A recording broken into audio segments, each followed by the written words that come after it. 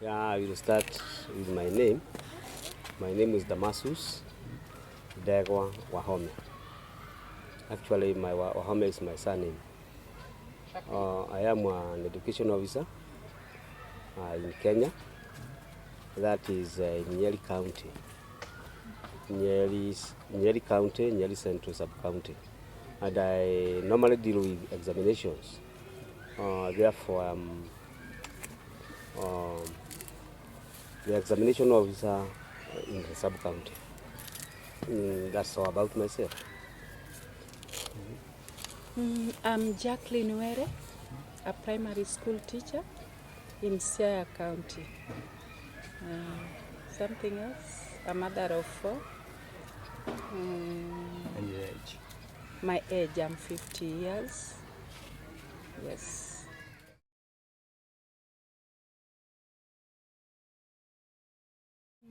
In Kenyan education system at the moment, I can say that we have a very big problem in teachers. We don't have enough teachers in school. Like myself, where I teach, I have a population of 87 pupils, and I'm one teacher against 87 pupils. And you see, normally behind, when we were trained, it was 45 pupils per teacher. So it is a hectic work. And also I can say that I really don't know, but in lower primary, pupils are very many when they start school, especially girls. But as time goes, as they advance in their classes, you see that there's a very huge dropout of children. Like in my area, there is sand harvesting in a river, and also brick making. So some children drop out of school early and join that. So the number reduces as years go by. They can be 87, and when they reach the final grade, grade 8, you'll get that maybe they are 30. Okay. So workload, teacher ratio to the pupil is not equivalent. So we have a very big workload. Marking 80 books in a lesson of 40 minutes and then teaching 5 lessons in a day is hectic. Well, the big issues in the Kenyan education today, I may say it is the curriculum itself, because when you look at the syllabus, it concentrates on academic work and academic work only. You find that we have children who are not talented in academic work, but they can do something else. You find that after 8 years, these students are tested, are given examination, or even in secondary school, academically, and they have nothing. If vacation education were to be introduced in the school, let's say maybe from standard 4, when the child knows how to read and write, he can be introduced maybe to drawing, artistic like drama and whatever, music, carpentry, and engineering such. They will benefit more than they are doing today. I want to say that if such was introduced, those children would be tested in whatever they have. Maybe what they get, they may continue from primary, secondary, and even university. Yes.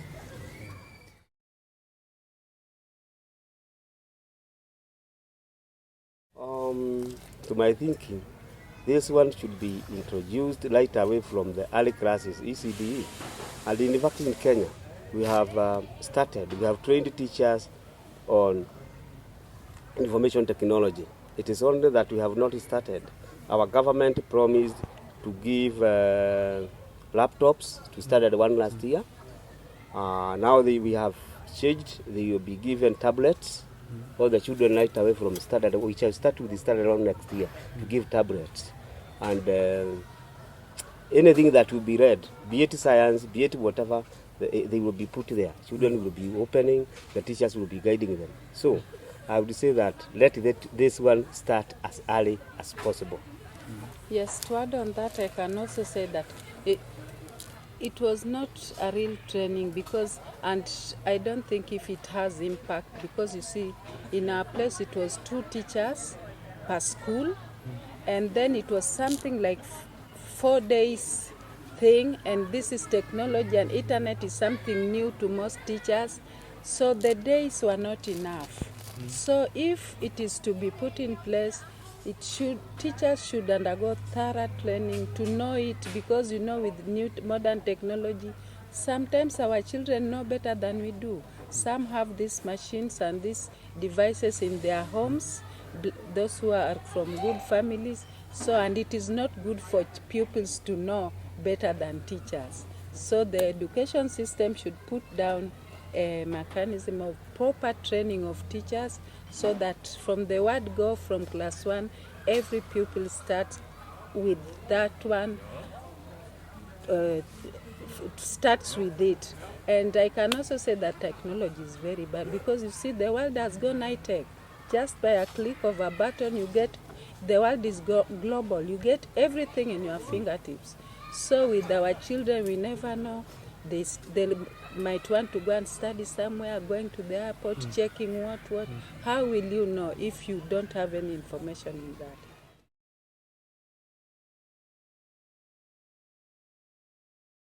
Yes, it will.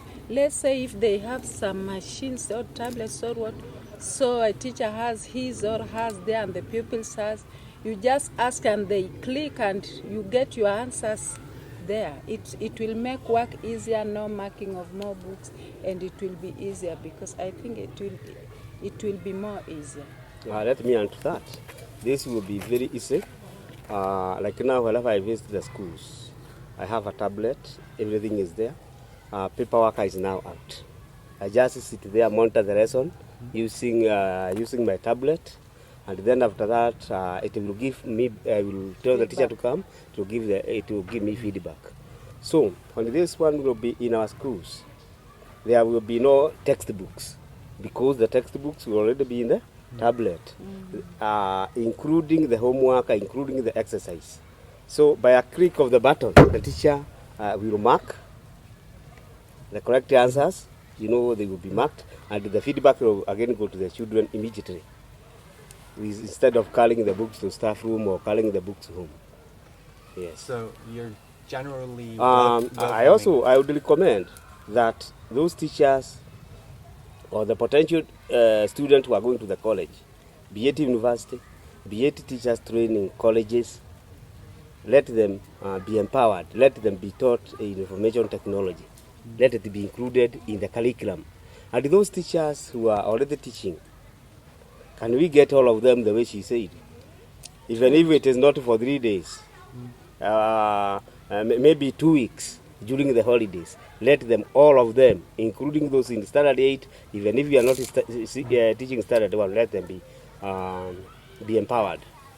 Because you see, my 2 children are in the university. When they had finished their secondary, it forced me to take them to computer schools to learn computer, because in the university you are admitted through internet. So they had to learn that and go and fill everything, booking the rooms, paying money in the bank for accommodation, booking the rooms, choosing your course, the type of what you want to train about and everything. I could not do that because I didn't know, but since I was informed, and yes, I know how to write an email. I use my phone. I can go to the cyber, maybe look. But so they got the training, so it was easy time. But like this year, most of the students who come from maybe a background where people do not know did not get accommodations, and most of them are reporting in September. So they get their letters, admission letters late when they go to school. You didn't register, you didn't book for your accommodation. But how was I to do it? Pay in the bank, go to the cyber, feed everything. Maybe you can ask her. You can also ask her. So everything is already based on that. How did you book your visa? My visa, I went to the cyber with I booked it via cyber, but I was assisted. because I had my son was doing it and I was seated there. So already now you can it's like almost place. official, yes, has official to be done things. via, Yes. via Not only the visa, even the passport today. Not like you got it. You must go online. Yeah. You must book it online. Yes. Yeah. And yes, you fill your visa online until you are told a successful application is when you go away. You open your portal, everything. So the world is digital. Me, I'm so just it is just a bit lucky must. because when I went to the university also, although it was introduction, I did a bit of it. It was a unit.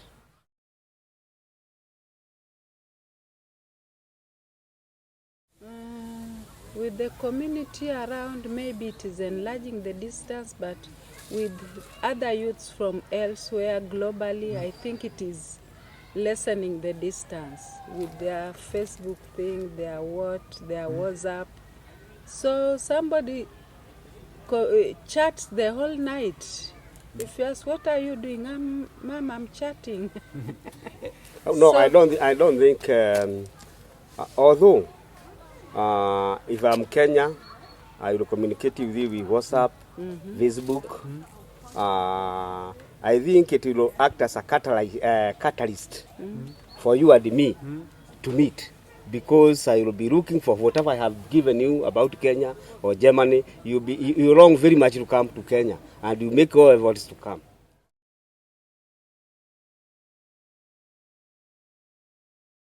That one is 50-50. Sometimes it may, sometimes in some instances it does, and in some it does not. Because when you go to that, surely the social media with the impact on the youth sometimes is not, it has the negative sides and the positive sides. So it's a mixed thing. It is a mixed thing because it has exposed some youths into not very good behavior, because as I just told you that in a click of a button you get anything you want in those things. That is the negative part of it. But the other positive side is that it is very quick. It has made it is easy. Even if you want to learn something, you just Google, you get even the web doctor what.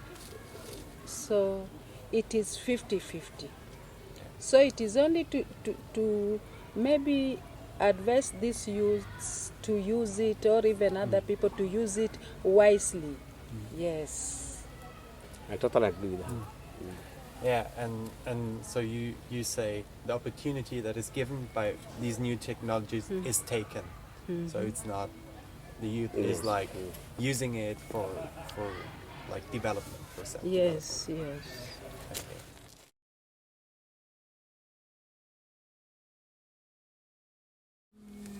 Me, I use two.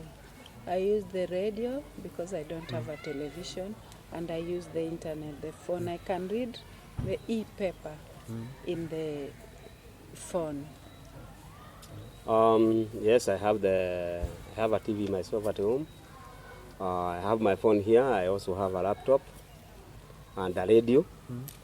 And mostly, the radio is used by those people who are in the deep in the rural areas, because today in Kenya we have what we call the FM radio. I am a Kikuyu. In Kikuyu, there's several of them in Kikuyu, several of them in Kijaluo, several of them in all the languages. Local languages, native languages.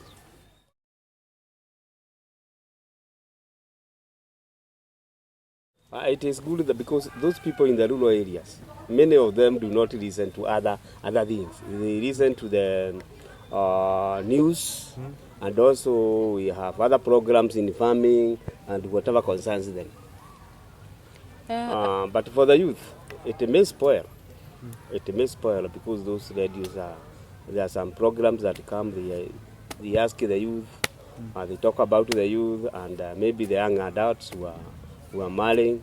Yeah, I wanted to say that some these vernacular stations, broadcasting stations, their news coverage is not complete. It does not cover the whole nation. It covers the particular place, and I want to say that it encourages tribalism.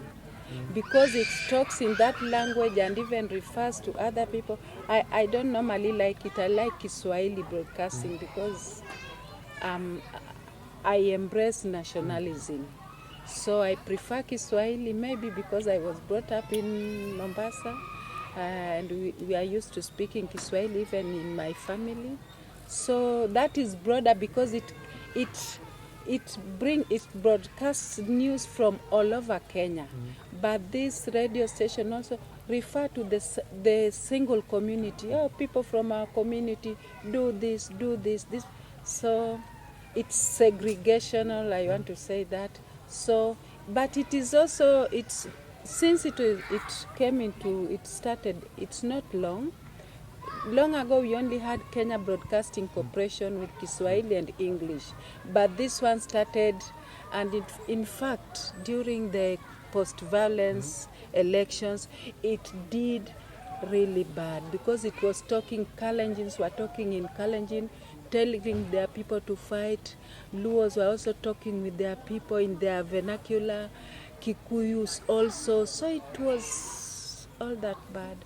And it really contributed to the mass death of those who were killed. Well,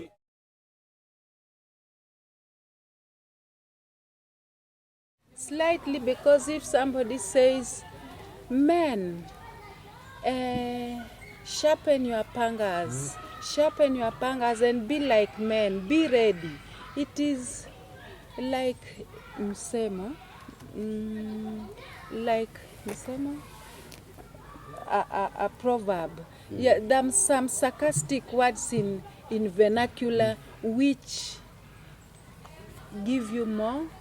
Do I say hatred? No. Yeah. They make you to be wild. Just some sarcastic words which are hard. So the youths could walk out of their homes, because if they announce, oh, we are gone, our people, my native people, our people are being killed somewhere. So some youths just walk up and they also go to the road, maybe burn tiles, and maybe if they get, maybe like I'm from Nyanza, I get a Kikuyu who was my neighbor, we had lived all along peacefully, then they say, if people are dying towards there, then this Kikuyu is here, we should do away with him. So they were not telling people directly, but in a riddle form, just to make you that, be ready, have what, don't sleep, be awake, just words to catalyze you. So, nevertheless, we have major stations, and those major stations, they have about peace. Well, we have major stations, and those major stations, they have their vernacular stations. Branches. Branches. But these ones are not like the smaller ones. Like we may have like Ramogi. Ramogi is from Nairobi. No. Which main radio station? Ramogi is from Citizen. Yeah, Citizen. Like Citizen, it has branches all over. For all the language, that one is good. Most, yes. Like KTN. But Namlolwe, those are small ones. Yeah. But the others like Kase, is it Kase or Kasi? Kiss. That that one is worse. But the major ones, although those which are broadcasting the local language, they are good.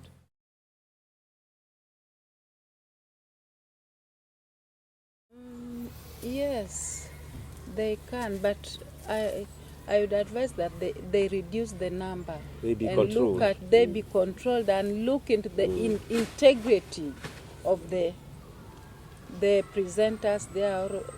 How do we call them? The news moderators. They are presenters. Yes. Yeah. Because one word to lose his job in Ramogi because of just an utterance. And you see one is also in the Netherlands from a Kalenjin studio because of just a word which made the Kalenjin to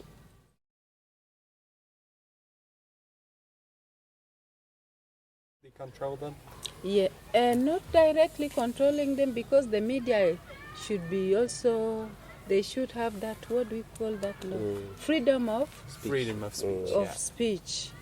But I say they look into the integrity of the workers there, to see that they hold they embrace patriotism, as you were saying. Because yes, it can be that the station was not involved in that, but somebody's inner feeling. But you see, once you say it in that station, we say it is the whole station, the radio station. So it's just a monitoring. Yeah, monitoring, yes. Okay.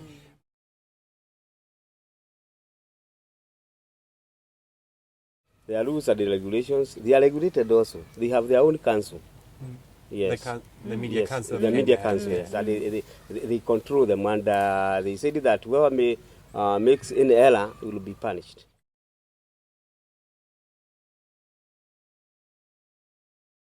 Kenyans are already working on it.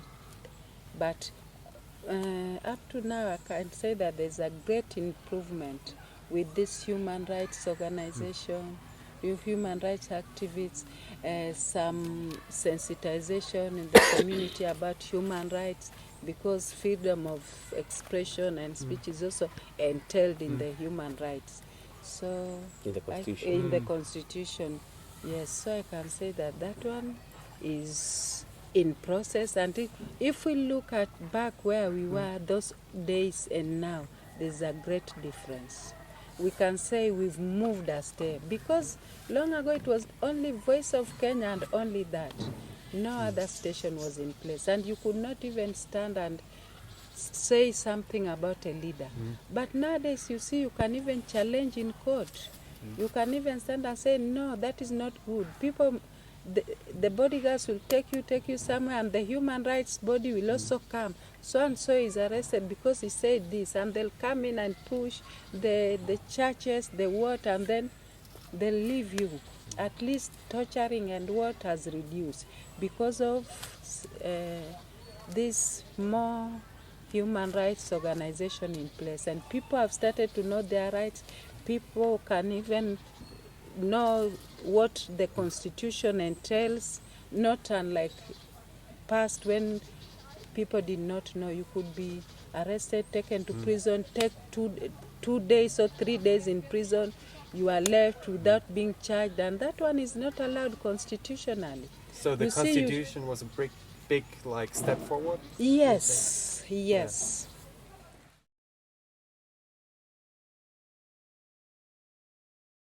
Or did the politicians say, okay, yeah, no, we like do that now? Let's say it is the people who said this is what we want. Because those people who are politicians, they take what we ask. And also, as she has said, we have human rights and other groups that pressed on. So it came from us. Okay, Yes. so you also have the feeling that the politicians in Kenya do what the Kenyan people want. Do you think? Not all of them. Only when what they want to do is favoring them. You see, the Constitution has everything, but not everybody is able to read the Constitution and digest it. But with some non-governmental organizations, some of them take a women group, even the community, and sensitize them about some critical issues in the Constitution. So when you see those, if you happen to maybe come into, when you happen to get something which is contrary to that, you as a group, you know methods of maybe approaching and saying, no, we can't, we don't want that, it is not entailed in the Constitution, this is wrong. Maybe you write a placard, work with it, demonstrate peacefully, and it has impacts. And so they fear that, if it is, because not all the politicians know what is in the Constitution. So I can say that the human rights organizations, which have also sensitized people about their rights, have also made people, the citizen, move a step ahead as far as the Constitution is concerned. Like us, we were trained by the church the Catholic Archdiocese of Kisumu, in partnership with the Sweden Embassy on paralegalism. So we were going down to the community, educating people about their rights, about how the rights of their accused, children's rights, girls' rights, women's rights, because you see, earlier on the parliament was full of women. So in all stages of, maybe all stages of leadership, but now we went sensitizing them that a third of any leadership somewhere should be women. So with that, so women started coming out. So we must be there, and that is why you see in our Kolping now we are 2 women there. It used to be only men with only 1 woman representing women representatives, representing the women in the national board. But we said women, a third rule, just because we were enlightened, we were sensitized about.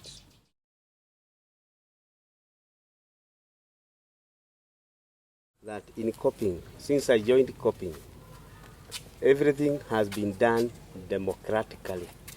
And I mean democratically because after every 4 years we have been holding elections. And those elections start right away from the grassroots. We elect our members, then we said we have delegation up to the national level. And before we renewed the constitution, the Kolping constitution, even the priests or the priests were elected by all the members. So from there, the members of Kolping all over the country found that if this one can be followed even in the country, and I was worked as catalyst during the promulgation of the new constitution. We used to tell members, let us speak the truth, let us look, let us take our time and see where we can collect the constitution. Yes. I want to say that, like, I think funds from somewhere, there was a year, was it 2009, when Kolping National, we had a National Women Convention in Kilimambogo. I think there are funds from outside through Kolping Women's Desk, and women had a workshop on just the constitution again and matters affecting women. If I want to say that earlier on in Kenya, sincerely, women had no voice and no place, even in leadership. Right from down where I come from, we do have problems. Let's say a typical setup. When you go to a baraza is a small meeting for the local chief or the elder in the village discussing issues affecting that community. So you can go there with the chair, your chair from your home, and men are there seated. And when you want to sit on your chair, they say, "Oh, a woman cannot sit on the chair, and men are standing." You, Mrs. Nani, you see, you don't have respect. Why should you sit in a chair and a man is standing? Give him a chair. Women belong down. Take your kanga, cover it, and put it down. But I tell them that no. If a man wanted a chair, he could have brought, or he could have asked me politely that, "Jacqueline, I suffer from my back, help me with your chair." Women are comfortable sitting down, but not that do it because you are a woman, no. So all along women did not have a place. It is only because of this sensitization from non-governmental organization, maybe with some non-governmental organization, both outside and internationally and nationally, which helped to spear this. Because once you are taught, you know about it, you tell people, you also go down. So it is up-bottom approach. From up, and then you come, you at least now women know what. So I say that even through Kolping, it has impacted on women, because we used to have our own. I remember our national woman representative by there is also a teacher. She's now at home, not very active in Kolping, but we went twice in Nairobi for women seminars made for women, and it was only women reproductive health, women rights, girl child's right, and constitution. And that is where the Beijing platform of action or what was, we are also told what women had discussed in Beijing. So Kolping helped in two ways. One thing like democracy, learning democracy from the basics, It acts and as, helping it the acts women's as a rights. role Very model. much. A role model, yes. Very much. So, Are we through now? And it pushed me.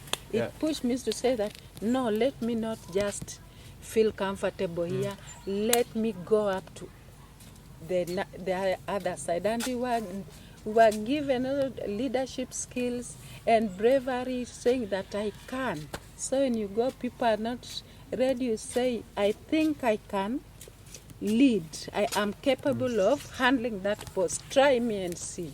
And it worked. Because some people want and they are afraid. They say, oh, I can't. Let me wait and let me wait until they choose me. Yeah. But if you come out, then they say, oh, so you mean she can do it? Let us try. Okay. So it empowered me. Okay. Then? So I say, through Kolping, I've got a lot of empowerment. Yes.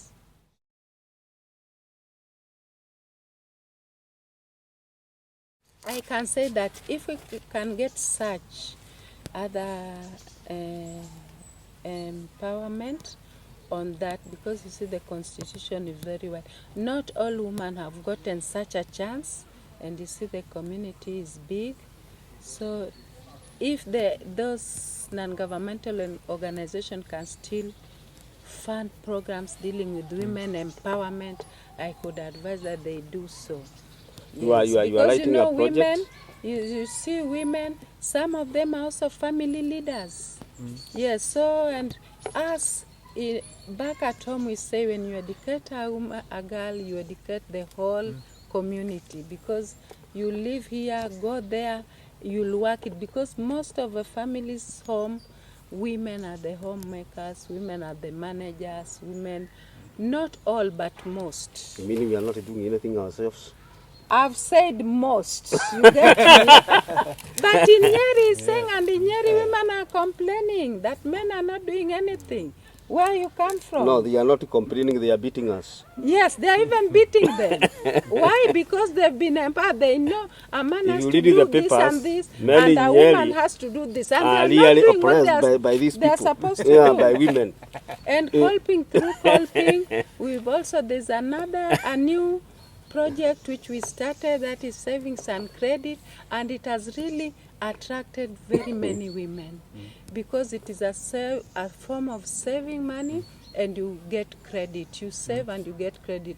Back at home, you know, women sell in villages, in small markets, make mandazi, tea kiosk and everything.